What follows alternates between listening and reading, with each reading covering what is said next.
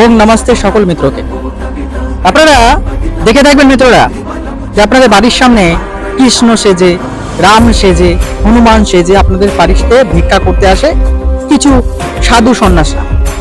কিছু সাধু সন্ন্যাসরা ট্রেনের মধ্যে ঘুরে বেড়ায় আর নিজেকে দাবি করে, গলার মধ্যে অনেক রকম মালা ফালা ঝুলিয়ে থেকে নিজেকে দাবি করে যে আমি সন্ন্যাস, আমি সাধু। কিন্তু সে কি সাধু, সে কি সন্ন্যাস?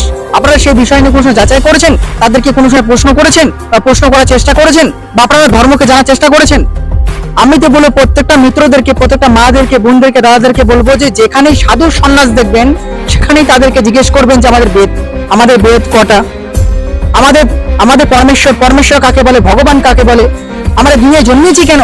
সে সাধুকে সন্ন্যাসকে প্রশ্ন করবেন, অরিজিনালি সাধু কি সন্ন্যাস তাকে জিজ্ঞেস করবেন।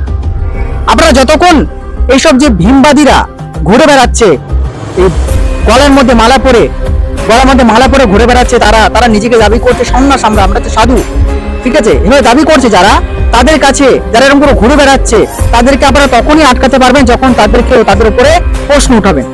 আপনারা তাদের উপরে গিয়ে প্রশ্ন উঠান যে তারা আদৌ সন্ন্যাস না সাধু, তা আপনারা প্রশ্নই উঠান না।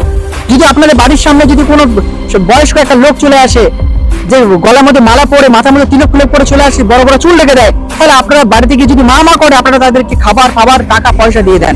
আপনারা যাচাই করেন না যে সত্যবাদী না মিথ্যাবাদী, এটাও আপনি যাচাই করার চেষ্টা করেন না। তাই প্রত্যেকটা মিত্র, প্রত্যেকটা মা বাবাদেরকে বলবো, যতজন আমার ভিডিও দেখছেন সবাইকে বলবো যে আপনারা তাদের উপরে প্রশ্ন ছুড়ে মারেন, প্রশ্ন করেন। যখন তাদেরকে এরকম প্রশ্ন করবেন তখন এইসব শ্বাস দিয়ে তাদের ভয় করবে। যারা মিথ্যা হয়ে সেই যে ঘুরে বেড়ায়, যারা সন্ন্যাস, যারা সাধু হয়ে ঘুরে বেড়াচ্ছে, তাদের উপর প্রশ্ন ওঠান। নমস্তে।